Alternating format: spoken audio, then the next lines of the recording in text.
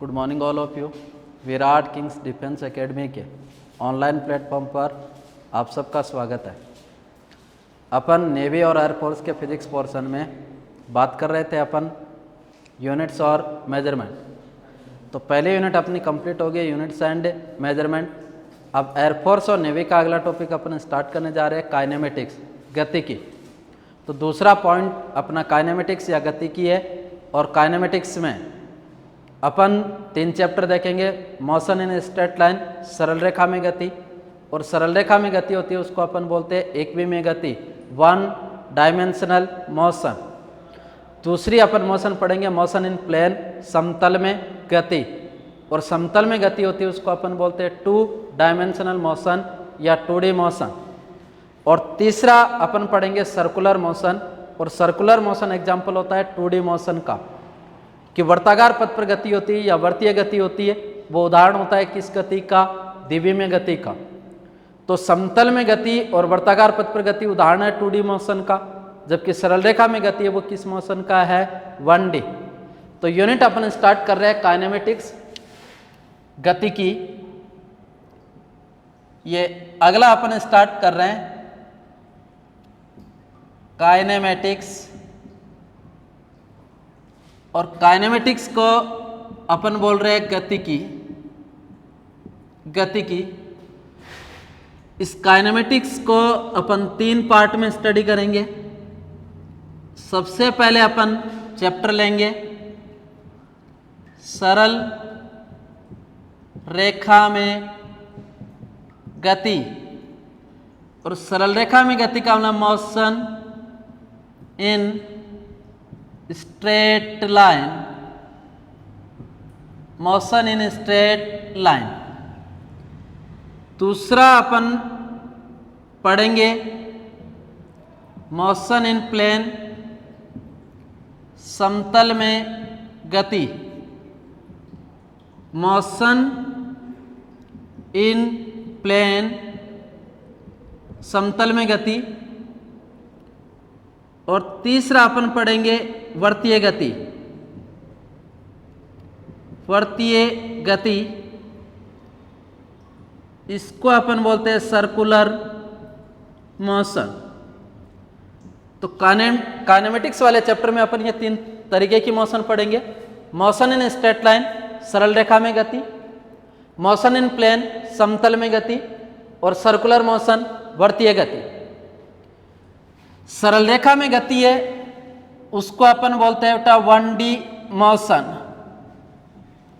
1 dimensional motion. 1 dimensional motion का मतलब कौन सी गति? एकविमीय।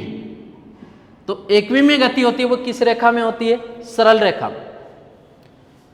और समतल में गति और सर्कुलर पाथ पर जो मोशन होती है वो होती है 2 डायमेंशनल मोशन। और 2 डायमेंशनल मोशन का मतलब गति होती है वो द्विविमीय गति। तो समतल में गति या सर्कुलर मोशन होती है वो एग्जाम्पल होती है 2D मोशन का। और सरल रेखा में गति होती है उसको अपन बोलते हैं 1D मोशन। तो इसमें अपन सबसे पहले पढ़ेंगे मोशन इन स्ट्रेट लाइन। इस मोशन इन स्ट्रेट लाइन या सरल रेखा में गति वाले चैप्टर के कंटेंट की अगर अपन बात करते हैं तो इसमें सबसे पहले अपन देखेंगे बेटा निर्देश तंत्र। निर्देश तंत्र का मतलब इनर्शियल फ्रेम। दूसरा अपन पढ़ेंगे स्थिति सदिश व विस्थापन सदिश। तो सेकंड इसका पार्ट अपन लेंगे इस चैप्टर में position vector and displacement vector. Position vector and displacement vector. उसके बाद में अपन इसमें लेंगे विराम व गति, कहने का मतलब इसमें अपन बात करेंगे रेस्ट एंड मोशन। उसके बाद अपन अगला पॉइंट स्टडी करेंगे टाइप्स ऑफ मोशन, गति के प्रकार। और अपन मोशन 3 टाइप के पढ़ेंगे, 1D मोशन, एकविमीय गति, 2D मोशन, द्विविमीय गति, 3D मोशन, त्रिविमीय गति। तो गति के प्रकार की बात करेंगे। इसके बाद अगला पॉइंट अपन लेंगे पॉइंट मास। पॉइंट मास का मतलब कौन सा द्रव्यमान? बिंदु द्रव्यमान। तो अगला पॉइंट अपन लेंगे पॉइंट मास या बिंदु द्रव्यमान। इसके बाद अपन बात करेंगे दूरी व विस्थापन, distance and displacement, distance and displacement, दूरी व विस्थापन। इसके बाद अपन लेंगे इसमें चाल, स्पीड, वेग, वेलोसिटी,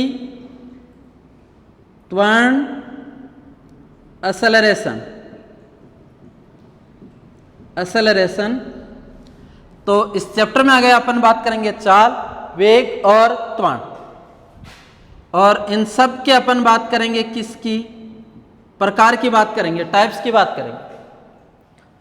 इसके बाद अपन इसमें देखेंगे इक्वेशन ऑफ मोशन,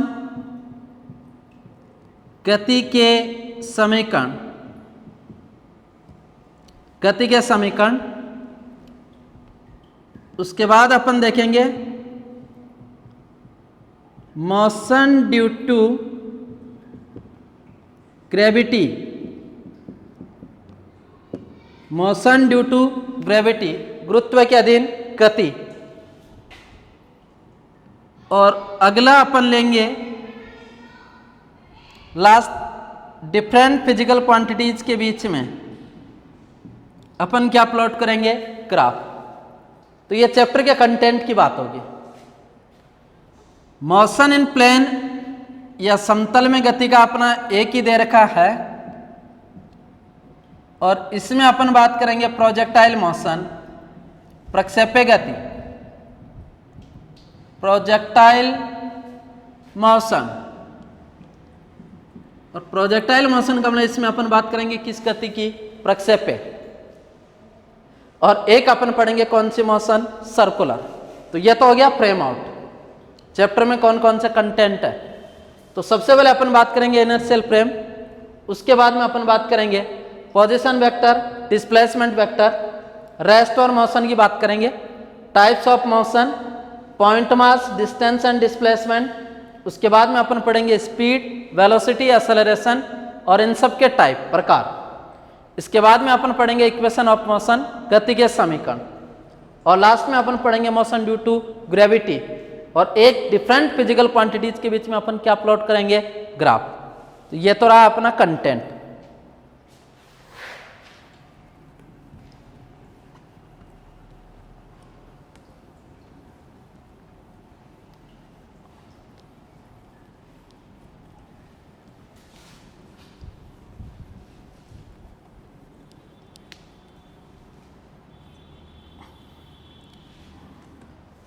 अब देखो, सबसे पहले अपन पॉइंट ले रहे हैं निर्देश तंत्र। इसको अपन बोलते हैं बेटा इनर्शियल फ्रेम। देखो निर्देश तंत्र क्या होता है? एक ऐसा निकाय, निकाय का मतलब सिस्टम, एक ऐसा निकाय जिसके द्वारा किसी कण का मतलब पार्टिकल, इस कण या पार्टिकल की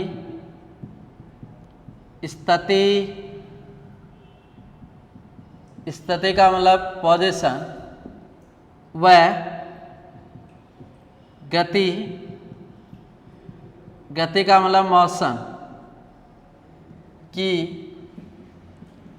क्या की जा सकती है, व्याख्या, एक्सप्लेन किया जा सकता है। तो निर्देश तंत्र अपन किसे बोलते हैं कि एक ऐसा निकाय जिसके द्वारा किसी कण की स्थिति व गति की व्याख्या की जा सकती है, कि एक ऐसा निकाय जिसके द्वारा किसी भी कण की स्थिति व गति की व्याख्या की जा सकती है, उस निकाय को अपन बोलते हैं निर्देश तंत्र, इनर्शियल फ्रेम। या अपन ये बोल सकते हैं कि एक ऐसा सिस्टम जिसके द्वारा किसी भी पार्टिकल की पोजीशन और मोशन को एक्सप्लेन किया जा सकता है, इस तरीके का जो सिस्टम होता है उसको अपन बोलते हैं इनर्शियल फ्रेम। इस इनर्शियल फ्रेम में 3 एक्सिस होते हैं और they are perpendicular to each other. तो निर्देश तंत्र में ये 3 अक्ष होते हैं, अक्ष, वाई और z, and they are perpendicular to each other. ये एक दूसरे के परपेंडिकुलर होते हैं। इस एक्स के अलोंग यूनिट वेक्टर होता है आई कैप, वाई एक्स के अलोंग यूनिट वेक्टर होता है जे कैप, और जेड एक्स के अलोंग यूनिट वेक्टर होता है के कैप। तो एक्स के अनुदिश एकांक सदिश आई कैप, वाई एक्स के अनुदिश एकांक सदिश जे कैप, और जेड एक्स के अनुदिश एकांक सदिश के कैप। और ये तीनों एक्सिस जिस पॉइंट पर कट करते हैं उस पॉइंट को अपन बोलते हैं ओरिजिन पॉइंट, मूल बिंदु। और मूल बिंदु के कोऑर्डिनेट होते हैं 0, 0, 0। अब आपको यह बता रहा हूं कि एक सरल रेखा स्ट्रेट लाइन, इस स्ट्रेट लाइन को रिप्रेजेंट करने के लिए अपन को रिक्वायरमेंट होती है एक कोऑर्डिनेट की, एक निर्देशांक की रिक्वायरमेंट होती है। जबकि प्लेन या समतल प्लेन को रिप्रेजेंट करने के लिए अपन को कितने कोऑर्डिनेट की रिक्वायरमेंट होती है, 2। तो निर्देशांक की आवश्यकता होती है। जबकि आकाश, स्पेस या निर्देश तंत्र, इनर्शियल फ्रेम, इसको रिप्रेजेंट करने के लिए अपन को कितने निर्देशांक की आवश्यकता, 3 कोऑर्डिनेट की रिक्वायरमेंट होती है।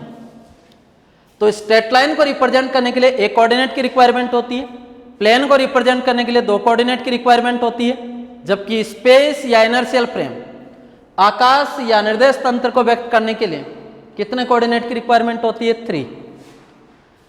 अब आपको बता रहा हूं ये इनर्शियल फ्रेम है।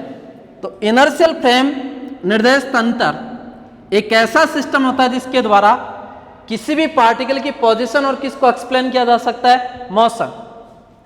अब मान लीजिए एक पार्टिकल P है और ये पार्टिकल P इस इनर्शियल फ्रेम या निर्देश तंत्र में सिचुएटेड है, स्थित है। तो निर्देश तंत्र में इस पार्टिकल की पोजीशन को रिप्रेजेंट करने के लिए कितने कोऑर्डिनेट की रिक्वायरमेंट होगी, 3, एक्स, वाई और जेड। ये एक्स, वाई, जेड है ना, वो इस पार्टिकल के कहलाएंगे पोजीशन कोऑर्डिनेट, स्थिति निर्देशांक कहलाएंगे। तो इनर्शियल फ्रेम में होगा तो इसके स्थिति निर्देशांक होंगे एक्स, वाई और जेड, क्योंकि इनर्शियल फ्रेम को या स्पेस को रिप्रेजेंट करने के लिए अपन को कितने कोऑर्डिनेट की रिक्वायरमेंट, 3। जबकि प्लेन को रिप्रेजेंट करने के लिए कितने कोऑर्डिनेट, 2। और स्ट्रेट लाइन को रिप्रेजेंट करने के लिए कितना कोऑर्डिनेट, 1। अब इस इनर्शियल फ्रेम में या निर्देश तंत्र में किसी भी पार्टिकल की पोजीशन को रिप्रेजेंट करने वाला वेक्टर या निर्देश तंत्र में किसी कण की स्थिति को व्यक्त करने वाला सदिश उस पार्टिकल का कहलाता है बेटा पोजीशन वेक्टर, स्थिति सदिश।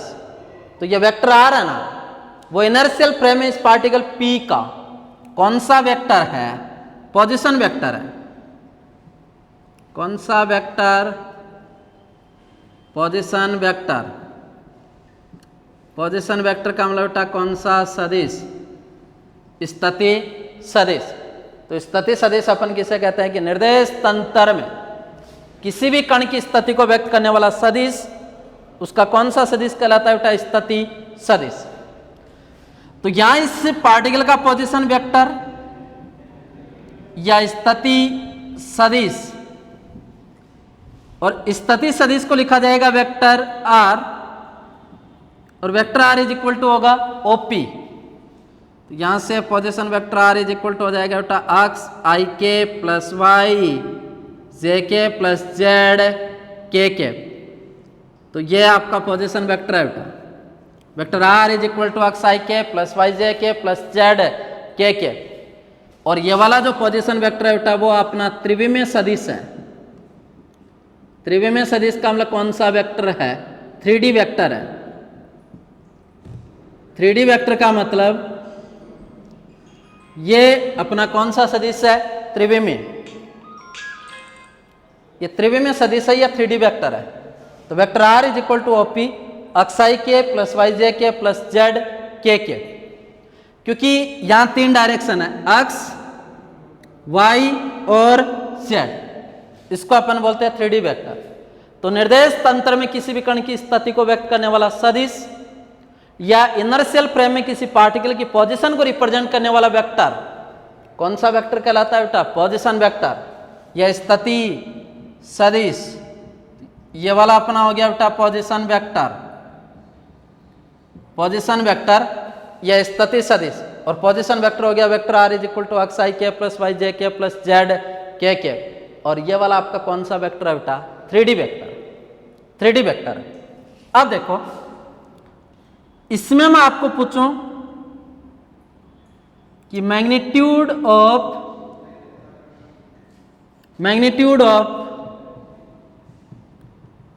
पोजीशन वेक्टर,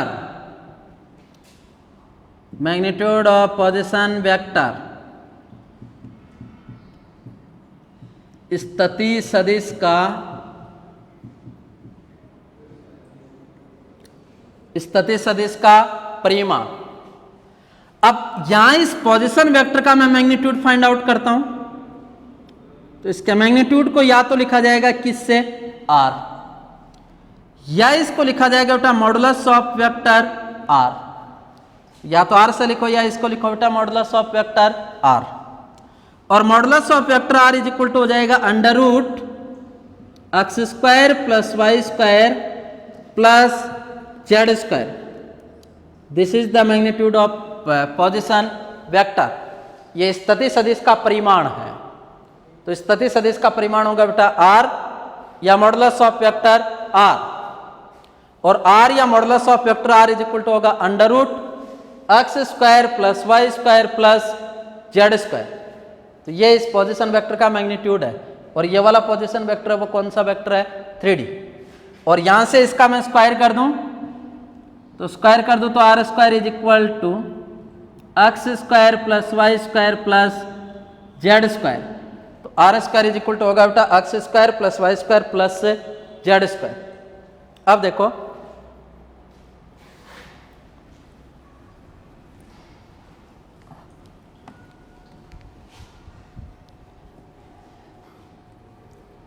देखो स्थिति सदिश पे अलग अलग तरीके के,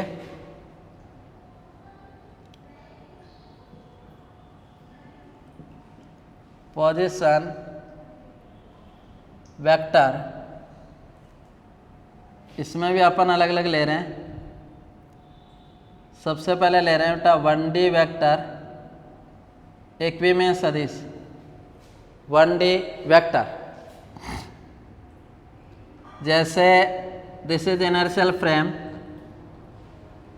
ये एक निर्देश तंत्र है बेटा एक्स वाई और जेड। और ये वाला पॉइंट होगा अपना कौन सा पॉइंट, ओरिजिन। अब ओरिजिन पॉइंट है, इसका मतलब मैं आपको कह दूं पार्टिकल यहाँ है, ये पार्टिकल है बेटा। और पार्टिकल है, और इस पार्टिकल की मैं आपको बता रहा हूं पोजीशन को रिप्रेजेंट करने वाला वेक्टर कहलाएगा पोजीशन वेक्टर। और अब ये P जो पार्टिकल है या कण वो किस बिंदु किस अक्ष पर है, अक्ष पर, तो इसके जो पोजीशन कोऑर्डिनेट होंगे वो आएंगे बेटा अक्ष 0 0। अगर ये पार्टिकल यहां ना होकर ये पार्टिकल यहां होता तो इसका मतलब ये पार्टिकल है वो किस अक्ष के अलोंग है, y, और y के अलोंग है तो इसके कोऑर्डिनेट आते हैं बेटा 0 y 0। और अगर ये पार्टिकल यहां होता इसका मतलब पार्टिकल किसके अलोंग है, z, इसके कोऑर्डिनेट होते हैं बेटा 0 0 z, और ये वाला इसका कहलाता है पोजीशन वेक्टर। तो अगर ये पार्टिकल एक्स एक्सिस के अलोंग होता तो इसका पोजीशन वेक्टर आता r is equal to x into i के। अगर ये पार्टिकल y एक्सिस के अलोंग होता तो इसका पोजीशन वेक्टर आता r is equal to y j के।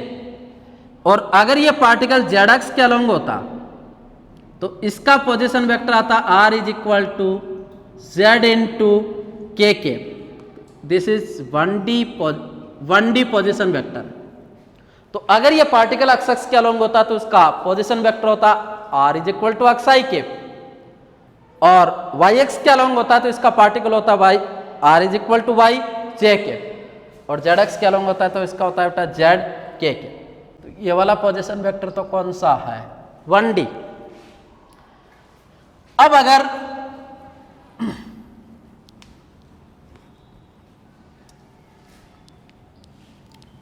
इसको अगर बेटा मैं ऐसा लिख दूं,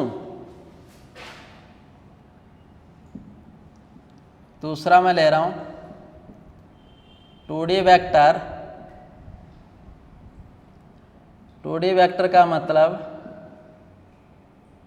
द्विमीय सदिश, 2D वेक्टर द्विमीय सदिश। अब अगर मैं कहता पार्टिकल सपोज करो एक्स वाई प्लेन में, ये एक्स वाई है तो ये प्लेन हो गया बेटा एक्स वाई प्लेन, ये वाला हो गया ओरिजिन पॉइंट, और पार्टिकल यहाँ है। तो प्लेन में पार्टिकल को रिप्रेजेंट करने के लिए कितने कोऑर्डिनेट की रिक्वायरमेंट होती है, 2। तो एक्स वाई प्लेन में इसका कोऑर्डिनेट होगा बेटा एक्स और वाई। अब इसमें इसकी पोजीशन को रिप्रेजेंट करने वाला वेक्टर कौन सा वेक्टर होगा, पोजीशन। तो इस कंडीशन में पोजीशन वेक्टर होगा vector r is equal to x i के प्लस वाई जे के। तो ये वाला जो वेक्टर है वो 1D है कि 2D है, 2D, जबकि ये वाला वेक्टर है वो कौन सा है, 1D। यहां से इसका मैं मैग्नीट्यूड निकालू तो हो जाएगा बेटा r is equal to under root x square plus y square. This is the magnitude of position vector. But position vector कौन सा है, ये 2D है। कौन सा है ये, 2D। अगर मैं इसको ऐसा ले लेता, ऐसा लिख देता बेटा ये y और z, जे के और के के, पार्टिकल यहाँ है तो इसके कोऑर्डिनेट होते हैं बेटा y और z। यहाँ इसका पोजीशन वेक्टर होता है r is equal to y j k plus z के के। तो ये जो मैं एग्जांपल ले रहा हूँ बेटा वो किस वेक्टर का है, 2D, है ना। जबकि ये वाला जो वेक्टर है ना position vector r is equal to x i के प्लस वाई जे के प्लस z के के, ये वाला जो पोजीशन वेक्टर है वो कौन सा है, 3D। ये त्रिविमीय सदिश है। ये वाला कौन सा है, 2D, और ये वाला कौन सा है बेटा, 1D, एकविमीय, द्विविमीय और त्रिविमीय। तो निर्देश तंत्र में किसी भी कण की स्थिति को दर्शाने वाला सदिश कौन सा सदिश कहलाता है बेटा, स्थिति सदिश। तो स्थिति सदिश होगा vector r is equal to x i के प्लस वाई जे के प्लस जेड के, और उसका मैग्नीट्यूड होगा r is equal to under root x square plus y square plus z square. तो एक रिलेशन निकल कर आया बेटा r square is equal to x square plus y square plus z square. Clear ये चीज। अब 1D वेक्टर की बात करते हैं तो एक्स एक्स के अलोंग होगा तो r is equal to x i cap, y axis के अलोंग तो होगा r is equal to y j cap, और जेड एक्स के अलॉन्ग होगा तो r is equal to z k, और प्लेन में होगा तो वो वेक्टर कौन सा होगा, 2D। तो इनर्शियल फ्रेम में किसी भी पार्टिकल की पोजीशन को रिप्रेजेंट करने वाला वेक्टर कौन सा वेक्टर कहलाता है, पोजीशन वेक्टर। अब देखो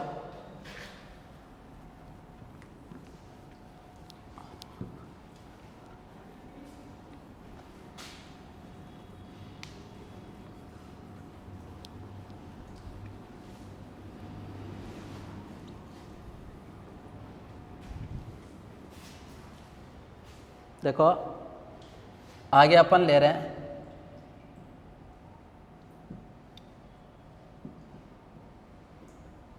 विस्थापन सदिश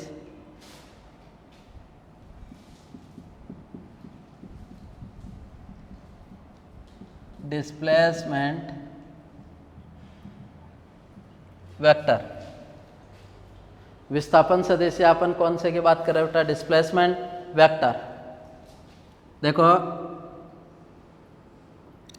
ये इनर्शियल फ्रेम है, एक्स वाई और इसको मैं लिखता हूँ बेटा जेड। ये वाला जो पॉइंट होगा ये ओरिजिन पॉइंट, ठीक है। पहले पार्टिकल मान लीजिए किस पॉइंट पर है, ए, और ए पॉइंट पर इसके पोजीशन कोऑर्डिनेट या स्थिति निर्देशांक हो गया बेटा x1, y1 और z1। ये वाली जो पोजीशन है मैं आपको बता रहा हूँ ये कौन सी पोजीशन है, दिस इज इनिशियल पोजीशन। और इनिशियल पोजीशन का मतलब ये इस पार्टिकल की कौन सी स्थिति है, प्रारंभिक। अब इस इनर्शियल फ्रेम में इस पार्टिकल की पोजीशन को रिप्रेजेंट करने वाला वेक्टर होगा पोजीशन वेक्टर। तो ए पॉइंट पर इस पार्टिकल का पोजीशन वेक्टर हो गया आर ए।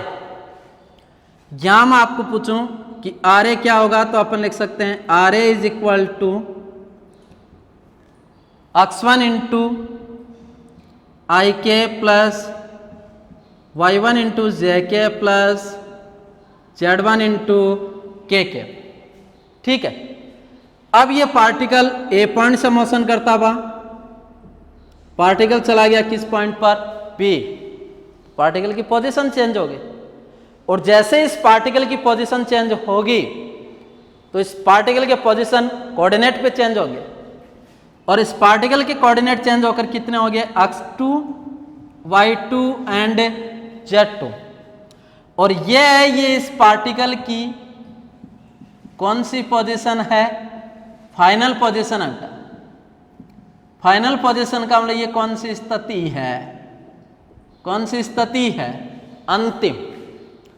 अब इस पोजीशन को रिप्रेजेंट करने वाला वेक्टर इसका पोजीशन वेक्टर, और बी पॉइंट का पोजीशन वेक्टर हो गया आर बी। तो ये भी 3D वेक्टर है, तो इसको अपन लिख सकते हैं r B is equal to x2 into i cap, y2 into j cap plus z2 into k cap. तो ये तो फाइनल पोजीशन का पोजीशन वेक्टर, और ये वाला जो पोजीशन वेक्टर है वो किस पोजीशन का है, इनिशियल। तो ये हो गया बेटा आर ए और क्या, आर बी, आर ए और आर बी।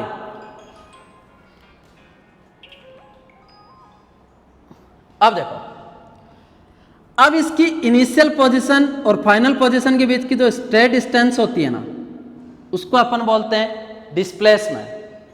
तो ये वाला जो वेक्टर होगा ना बेटा आर ए बी, आर ए बी है ना, एक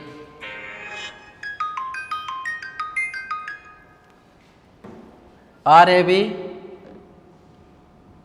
आर ए बी यहां कौन सा वेक्टर है, डिस्प्लेसमेंट वेक्टर, विस्थापन सदिश। तो यहां से बताओ displacement vector, displacement vector it means कौन सा सदिश, विस्थापन सदिश। और विस्थापन सदिश हो गया यहाँ बेटा कौन सा,